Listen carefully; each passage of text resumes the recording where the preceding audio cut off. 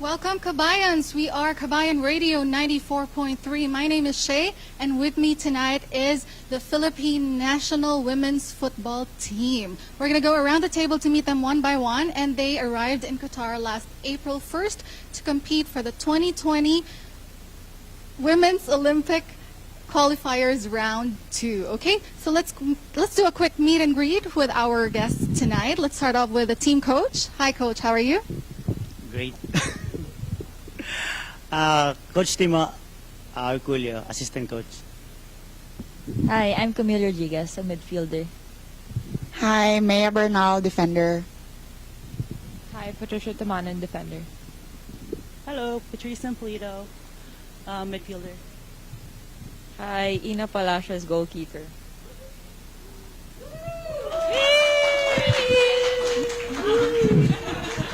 Right, thank you very much. So we have, of course, our live audience here with us tonight. Thank you very much for keeping up. Okay, and so we've met a few of the team members. So how do you make it to the Philippine national team, football national team? Who wants to answer that? I think, Coach, I think you should answer that because I want to know if there are other aspiring athletes out there who want to be a part of this amazing team. How do they get in? Yung sa selection, minsan may nagsascout talaga. Kami from UAP na ano. Halos lahat doon sa UAP na kasi yung mga provincial players nasa UAP na rin naglalaro eh. So hindi na namin kailangan pumunta ng province para mag-scout. So tapos yung mga foreign based naman natin na players regular naman sila na ano, so nagsasend lang ng mga invitation na ano, like yung mga under 16 before, under 19 na ano, so nagsasend lang na ano, pero for checking pa rin yan. So hindi pa rin siya na, so yung tryout is, yung 4 is mahaba talaga yung list. Thank you, Coach. Now, my next question is, are you restricted to like purely Filipinos or okay lang na, because this is a national team at the end of the day, so do you allow other nationalities with your team?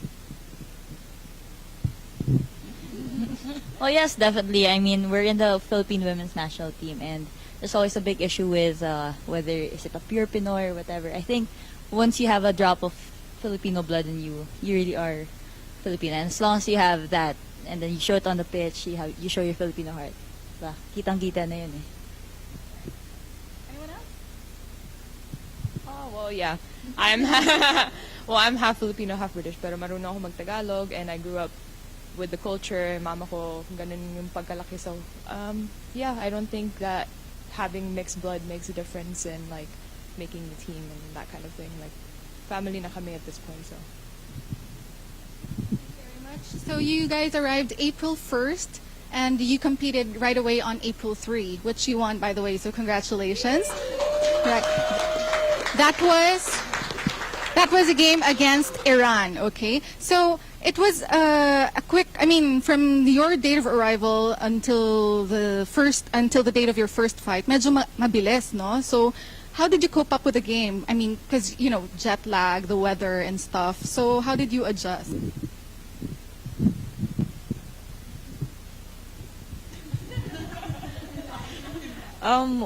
Well, the first day was tough because we were all sleepy, like very early, and then so we tried to stay up late so we could adjust to that time. But then the first training we were struggling to stay awake. So, yeah, so we just did our best to adjust in the small amount of time that we have, and we just stuck with the game plan that we have, and then fortunately we all performed. At least, kasi the first half wasn't that good kasi mahirap yung pitch. It was slippery, and we were used to turf, and then we played on natural grass, so that was a hard adjustment for us. But at least we got the first win, so now we're moving on to the second game. Yeah, it's our first time, the whole team. Yeah. Yeah.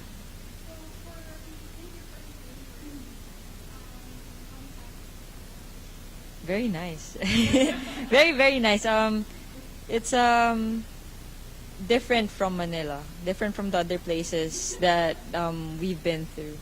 So, yeah, I like it here. We hope to go around.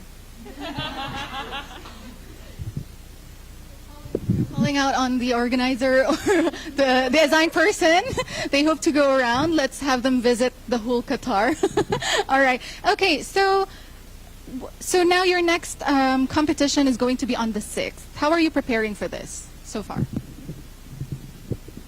Well, preparation, everyday training, morning, afternoon, and then enough sleep or rest. And then for those who have injuries, like after breakfast or after lunch, meron talagang treatment para mag-recover ng maayos. And then our coaches are very prepared with their activities for us. So like, naka-organize na lahat from morning training hanggang sa afternoon training. So, yeah, enough rest lang talaga, and then maybe, hopefully, we'll win that game. From your previous fight against Iran, and of course, luckily you won, though merong mga obstacles and stuff, what are your expectations now to your next game? Yung captain?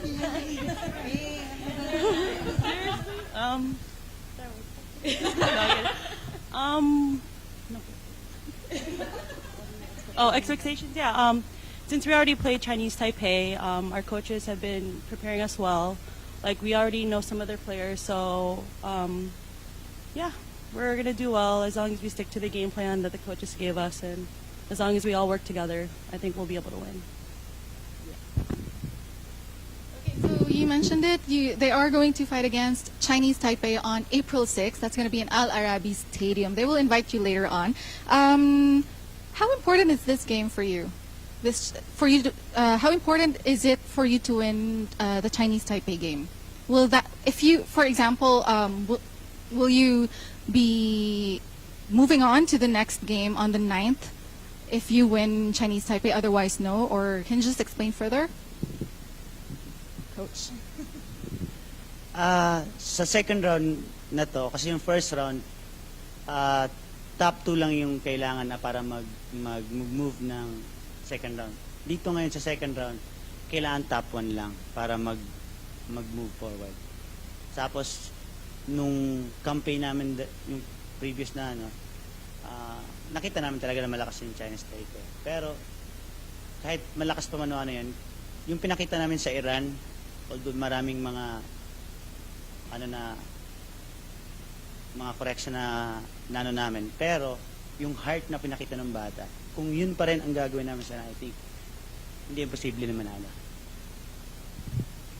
Thank you very much. Thank you, Coach. Very, parang nasa-shock sila coming from Coach, di ba? Coach, are you enjoying your stay in Qatar so far? Random question lang for you. Mag-ingat ka. Sa ngayon, nagkaroon ako ng reason para bumalik sa Qatar ulit. ang showbiz ni Coach yan. What? Sorry. What was the question? Nag-enjoy kayo. Yes, definitely. I think one of the great things about being part of the national team is getting to go to different countries and then getting to experience it together. So everyone's been accommodating naman, and our coordinator has been helping us out so much. So thank you. Woo! So yeah. Shout out to your brother. Brother, Aziz, Pogi. All right, so Philippine team, what's next after your competition on the 3rd? I mean, on the 6th, and then on the 9th against. On the 9th, it's against Palestine, right? Okay, so what's next for the Philippine team? What more can we expect from you guys?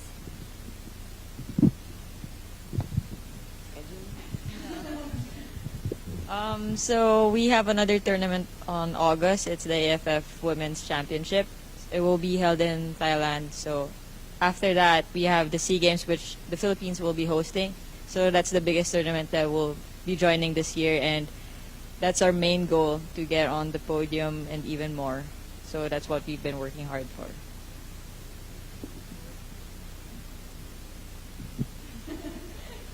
Thank you very much. And of course, we sure hope that you do. And with that, with all your victory, we sure hope din nakasama nyo pa rin kaming Qabayan Radio sa mga victories na yan, diba?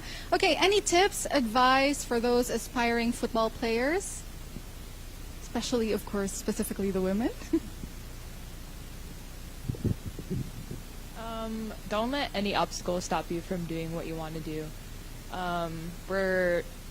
One of our goals is to try to pave the way for the younger generation. So keep working hard and aim for the stars. Like, you can reach your dreams no matter what.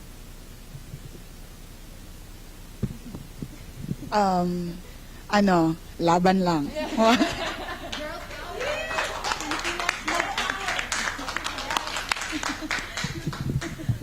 Buti wala puso, diba? Ganun, puso. Yeah, so, girl power talaga to, Coach, diba? I'm just curious, Coach, no? Since very showbiz naman din ang peg natin. Curious lang ako, why the women's team? Everybody's interested suddenly. So you never got to ask this question? Hindi naman, nagkataon lang na lahat ng ano ko sa PFF, more on nasa women's. Pero meron din ako sa mga age group na sa national team na sa under 16 na. Pero hindi talaga lahat ay nasa group. Medyo at home lang ako sa mga to kasi mababait. Iba pag pusong Pilipino. Tsaka mabait din yung coach. Ay. Mapagmahal pati. So nabagay. Oo, seryoso yun.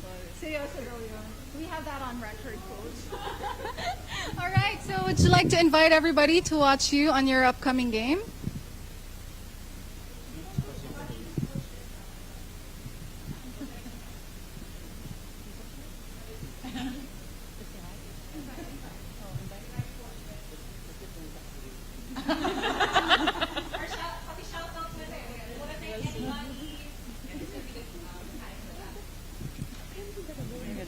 Hi, Coach Let. We miss you. See you soon.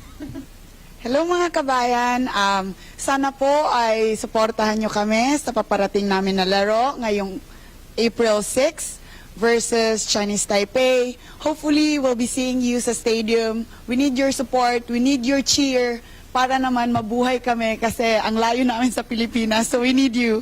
And we thank you sa lahat po ng sumuporta sa amin, sa mga coaches, Coach Let, Coach Melo, Coach Timo, Miss Lelaine, Ira, all our PTs, thank you very much. And sa lahat po na nagdasal and nagbigay ng kanilang time para makapunta kami dito, maraming salamat po.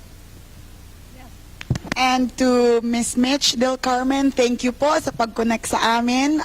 Salamat po sa pag-inganyo, pag-invite sa mga kabayan natin to promote women's football. And hopefully po makita ka namin sa stadium on April 6. Oh, thank you very much, kabayan! Maraming salamat po, Qabayan 94.3. Music pa mo!